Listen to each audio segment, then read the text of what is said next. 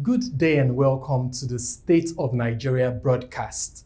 On this broadcast, we're going to be talking about the things happening within Africa's most populous nation, Nigeria.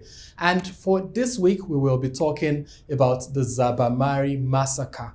Depending on which version of the news you've heard, 46, 76, or 110 people were slaughtered in cold blood.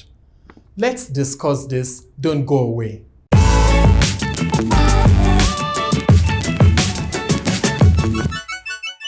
Saturday, November 28, 2020 was a very sad day for many people in the region known as Zabarmari of Borno State, northern Nigeria. The United Nations had initially claimed that people up to possibly 110 were slaughtered by terrorists later believed to be Boko Haram terrorists. That statement was later withdrawn and it was said that the true number was unknown. However, DW has quoted the Borno State Commissioner for Information as putting the death toll at 76 people.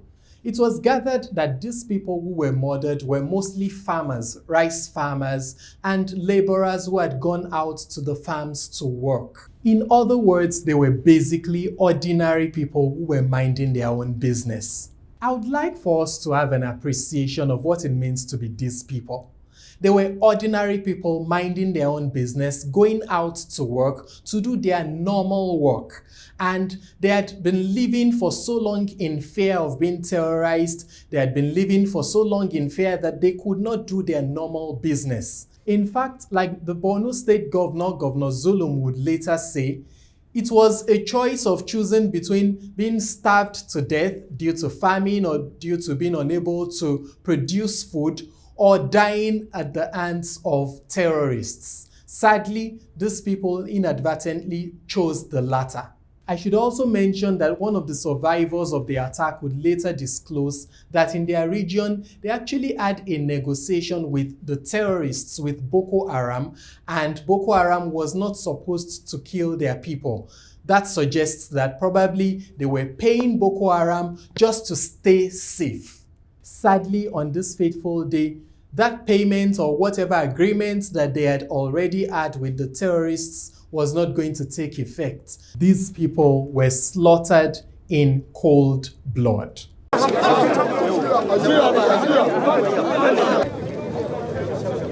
Not to overflog this issue, let me just impress it on us that it is not exactly easy to kill 76 people.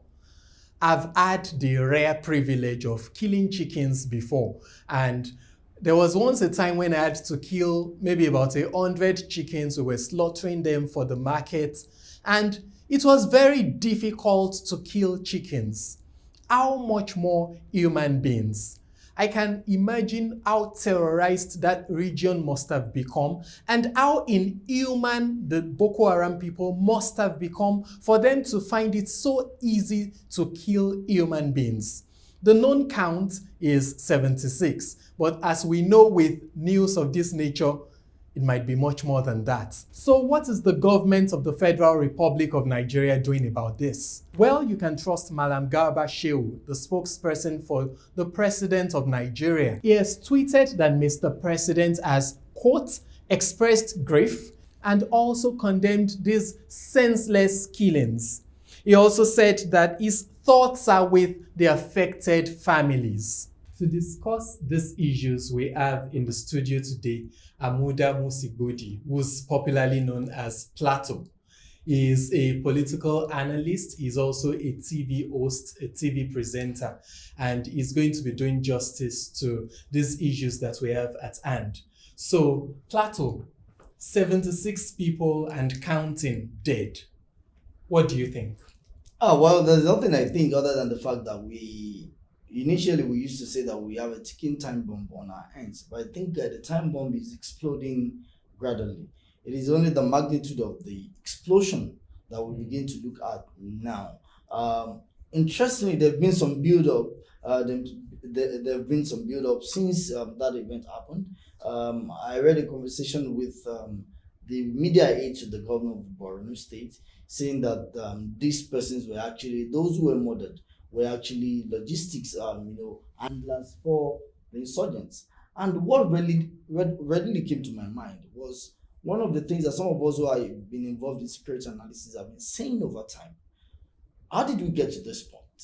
When the whole Boko Haram crisis started, ordinary citizens were not ready to give information to the army and the soldiers because they never saw them as being friendly. There was a breakdown of civil-military relations. So they were ready to blend to the Boko Haram insurgents than blend to the army. And why did this happen? When the old Boko Haram insurgency started, the soldiers were practically going into households and shooting, sometimes killing some of them. And so the people eventually began to see soldiers who are meant to protect them as enemies and not as friends. So along the line, the Boko Haram insurgents were rather able to win their trust, because when they surrender to the Boko Haram insurgents, the worst that happens to them is that those ones tell them, okay, take care of your farm, we'll protect you, just give us a part of it. And then you're like, okay, somebody's protecting me. Compared to another person who will come, who will not even ask to protect me, but he will take my farm produce from me. He would even assault me at times. Sometimes he may even rape my daughter. Sometimes it may be a situation where my husband, my brother may have to die, because of this. So we lost that trust. Now, along the line, the army at the point, because we also have to be fair to them, started building up this trust.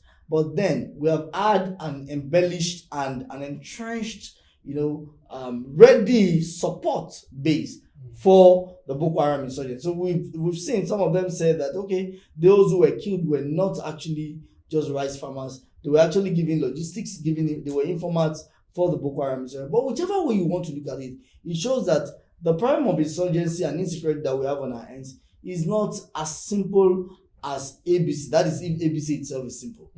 It's interesting that you bring that up, because one of the accounts that I read as well was slightly different from that. It claimed that these people who were murdered had a deal, an ongoing deal with Boko Haram, and that Boko Haram was meant to give them protection. That in fact, one of the people identified himself as being from Zabarmari, in the hopes that as soon as the insurgents heard that he was from that region, then they would spare him and spare the others, not knowing that he was going to be killed all the same. And that lends credence to what you said about people maybe even preferring to deal with the terrorists than to deal with the army. And that presents a very maybe a much bigger problem than what we're looking at. So if people... Exactly.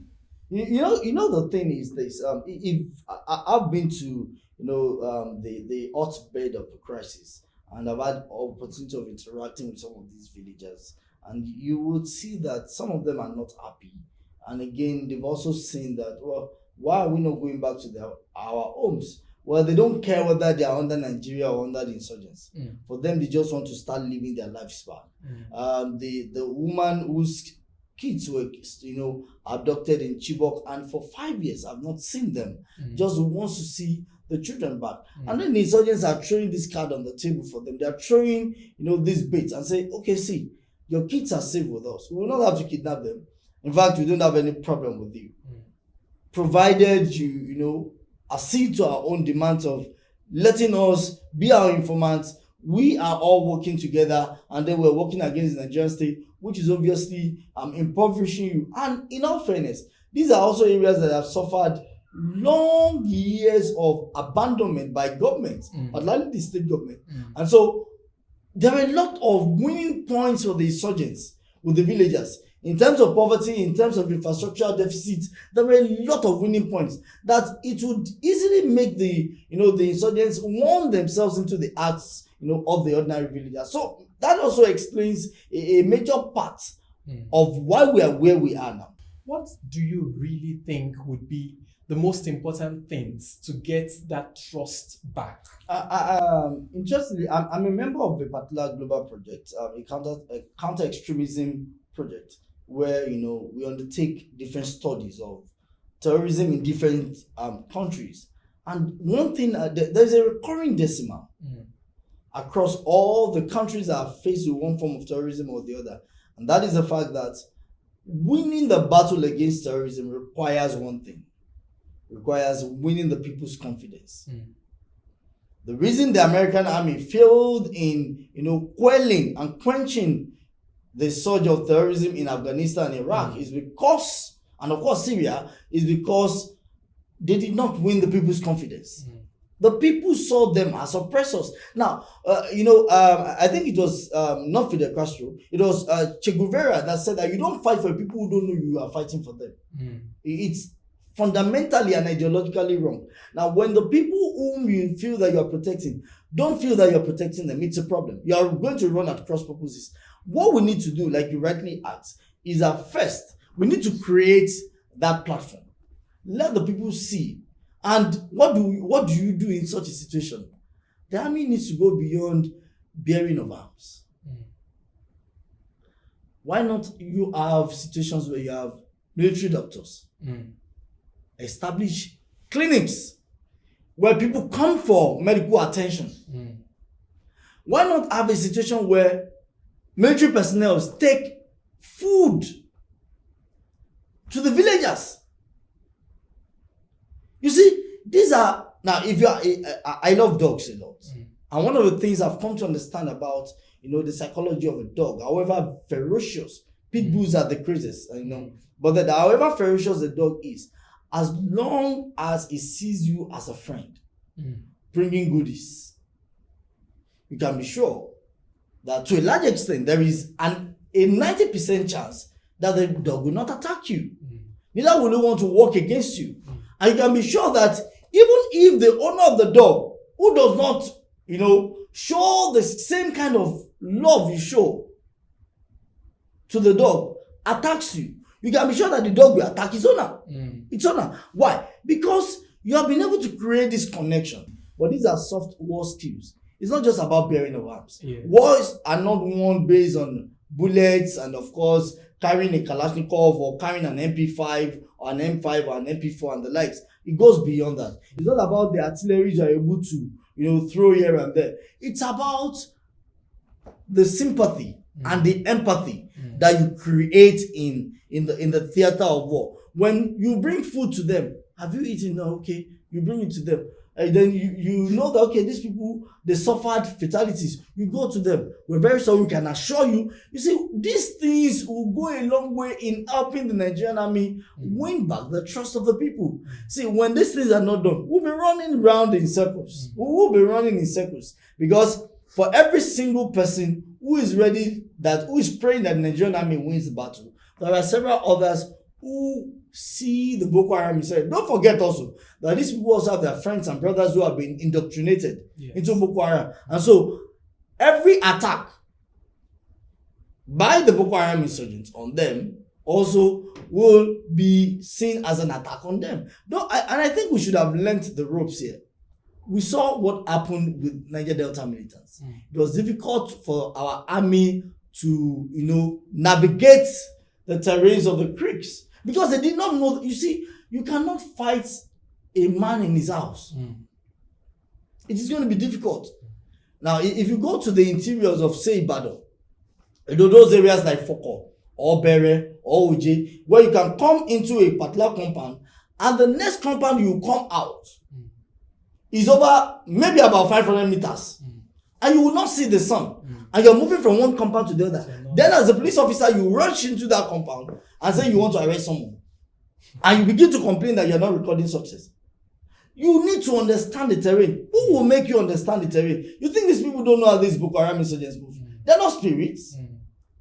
They move on motorcycles, which means that they are not spirits. They are visible. We need to really, really win the trust of the people. The ordinary communities there, they need to feel that, the Nigerian army are truly fighting for us. It is only their leaders that say the Nigerian army are fighting for them. But the ordinary people there, you need to relate to them. You see that they don't even trust the army. So I think that to do a bit of a recap of what you said, you see the need for the Nigerian government, but more particularly the Nigerian army, to present a humanitarian front to the people. by providing food, by providing health care, by providing the things that will make it possible for these people to relate with them and then to know that the army is fighting on their side. Exactly. And like you rightly said, Sambisa Forest is very huge, and it has so much of interior, and it's the kind of place that might be difficult for someone who's not familiar with that terrain to navigate through. But permit me to draw you a little away from that. Let's go to the incident that happened at Lekki, because you talked about the issue of trust. And if we were to look at the incident that happened at Lekki, to be honest, most people, especially here in the South, no longer trust the Nigerian army. Have they ever trusted the Nigerian army? That's a fundamental. I think that should be a take-off point. Has there ever been a time that people ever trusted the Nigerian army? Something just happened here in Ibadan some days back, where a particular military officer, female military officer from Letmoka Barracks, assaulted a man on crutches. Yes, I saw that assaulted the man on crutches. The man, sent the news, and someone actually tagged me on the news. And what came to my mind is, are these not regular daily events that we see?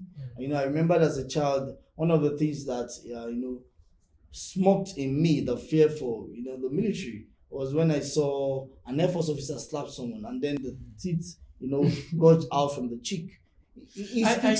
Permit me to interrupt, but that narrative sadly has defined the Nigerian army. In fact, when people are joking in comedy, when they're talking about the army, they say the soldier wasn't slapped. Like a decade is out of your lifespan. Now, and that's the reality. Until we begin to rethink and rejig civil-military relations. To be a soldier. Now, if you go to the US, for instance, I have friends who are in the US Army, who are even high-ranking officers in the US Army, and we talk. And when we do it, I have also friends here, and cousins also in the Nigerian Army, who are also high-ranking officers, some in the rank and file. And then, if you just suppose the orientation of the ordinary Nigerian Army officer and the orientation of the ordinary American Army officer, you see that they are poles apart. The ordinary Nigerian Army officer feels that, see, I went to NDA and I suffered. So you guys are bloody civilians. Now that is the most civil and in courteous way of referring to people whom you are paid to protect and serve. What do you mean by bloody civilians? You're also a civilian if not for the uniform. And one day, unless you die in active service, and even when you die in active service, you cease to be a police, or you cease to be an army officer. So these are some of the problems. And we also saw when the old NSAS protest began and was ongoing, we saw the chief of army staff, Lieutenant General Brutai, come out to say that his loyalty is to the president. And in my mind, I asked myself, in what sane world does the chief of army staff say something like that? That his loyalty is to the president and not the constitution. So you will not be surprised. Now, why is it the case that people believe that, yes, several people died at Lekki, even though there has not been much concrete evidence to that effect? Yes. Because there's a trajectory. Now, growing up, if you are the type that has been caught for stealing from the soup pot, the next time a meat is missing from the soup pot, you are not even a suspect. You are convicted unless there is a superior evidence proving otherwise. So now, what have we seen as regards to the Nigerian army? We've seen, for instance, let me go a bit longer. The old Kalakuta Republic, how they went into Fela's house and threw Mama Funari and some put it down, and then that led to her death. We also saw, moving forward, how soldiers were used on armed protesters during the June 12 protest. We also saw, now coming into the Fourth Republic, how under the Obasanjo administration, soldiers went into a village called Odi, and then they virtually wiped out that community. And when they were queried by the civil populace, not even by the president, by the civil populace, they said you don't attack a soldier and go scot-free. Then we also saw, even under this administration, how they attacked Shiites And one of the things, the common thing in all of this, Odi and of course the Shiites, was that the soldiers were always denying that there were no fatalities. Yes. Until, for instance, in the case of Shiites, yes, the judicial panel of inquiry discovered a mass, a mass burial spot where hundreds of people buried. Yet the army came out and said, so why will people not then believe that the whole tale about Lekki, shooting by the army cannot be true?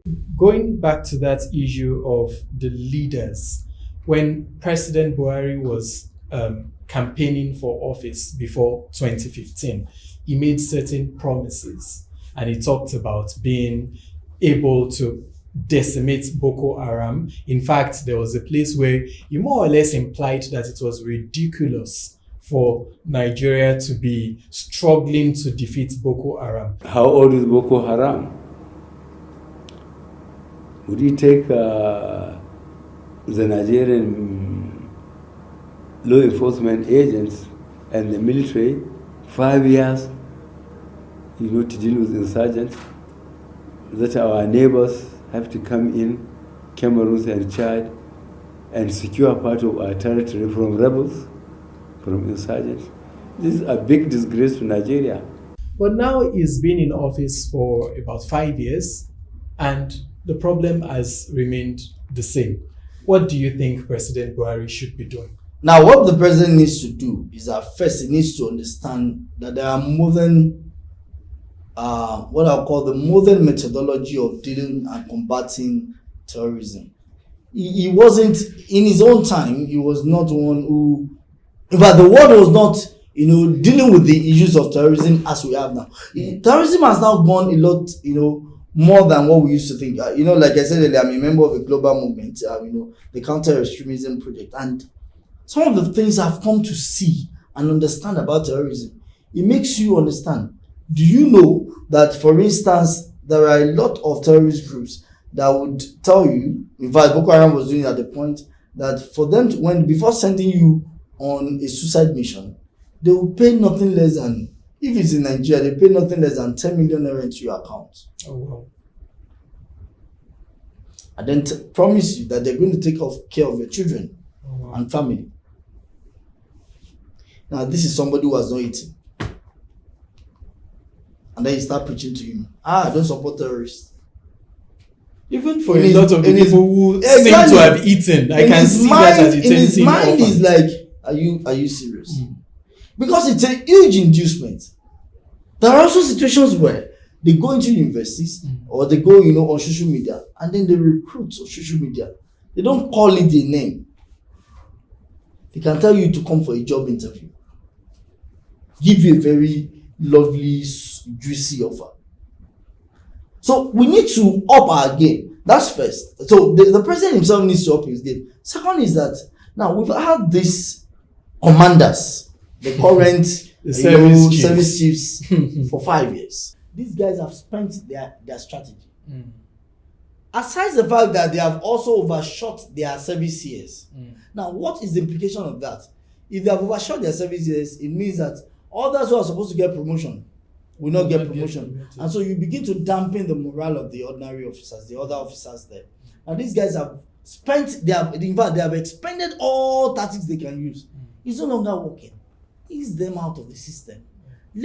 We saw what happened when they just took offices. Yes. We saw, the very massive onslaught against Boko Haram. If that is what you are going to be doing, that every 2 or 3 years, you change your chief of army staff, so that whoever is coming on board is coming with a new strategy. Now, within 2 years, the first 2 years was, we recorded every toll on Boko Haram. But then after 2 years, they bounce back. How and why? They have studied their mechanics and methodology. So they now understand. Now it has become like a child's play.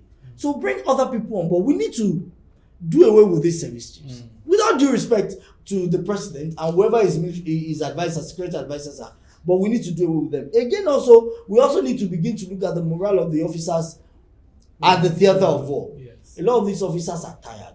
Some of them have been at the war front for a year. They've not seen their families. and you expect them, and then you are not even providing them the needed food. Some of them don't even have weapons. And you want them to be fighting Boko Haram that is always motivated. And then, importantly, the president needs to go beyond giving condolences. Yes. He went to the theater of war when he came into power, and people were hailing him. I don't know what has happened in 3 or 4 years. Why is he staying put in Asoro? The president needs to go to the theater of war. He needs to have a conversation with the soldiers, a heart-to-heart conversation. Let them pour out what is happening. Close doors. Don't let the press be there. You are a retired general, and a general who cannot motivate his officers is obviously going to lose. History is replete with incidences where generals motivated the officers. We saw the case of the 300 Spartans. We saw how the crossing of the Rubicon by a few handful of soldiers. We saw how Napoleon Bonaparte was able to do exploits in war. Why? Through the motivation of his officers. We saw what Charles de Gaulle was able to do through the motivation of his officers. So we need to begin to think of how well are we motivating these officers. We keep seeing videos of officers at the war front complaining. Plato, thank you very much. You're most welcome. It's been great having you here. So there you have it. Decimating Boko Haram, preventing more avoidable deaths may not be an issue of having bigger guns, better guns, or more bombs. It may be a little of that, but maybe it is more of improving the perception of the military amongst civilians. The guest said maybe the perception of the military shouldn't be those people who come in with slaps and who maltreat people. Maybe it should be rather an impression of people whose job is to protect the populace, because that perception is very crucial to ensuring that people are able to share information with the military. For that to happen, perhaps the authorities of the military should be looking at humanitarian efforts, especially in these heavily terrorized areas. The second point that we've raised today has to do with what computer people will refer to as garbage in, garbage out. Perhaps the way the country has been treating the average soldier or the junior officer is a situation of garbage in, garbage out. If they are treated with disdain, if they are not treated well, if they're not properly equipped, if they are not well fed, if they are not well paid, then we can expect that they're going to display just that. Because if people are dying all around them, if their colleagues are dying, if their families are not well taken care of, there will come a stage where they simply will stop caring. And so today I'm advocating that soldiers deserve better treatment at the hands of the government and also of the people that they serve. The third point that we've raised has to do with how the executive handles the situation.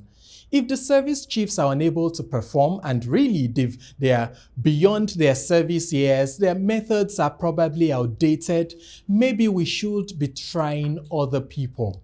It is important that we do not keep losing more lives. Anyway, please feel free to let me know what you think in the comments. Comment below, leave a like, leave a thumbs up on this video, and do make sure that you subscribe and you share as much as possible. My name is Olumide Adeleye. Please subscribe to awarewa.tv, subscribe on YouTube, like us on Facebook, follow us on Instagram, so that you can keep having more and more of our videos. We're going to be talking about the state of Nigeria, this particular broadcast, every single week. Till the next edition, have a wonderful week.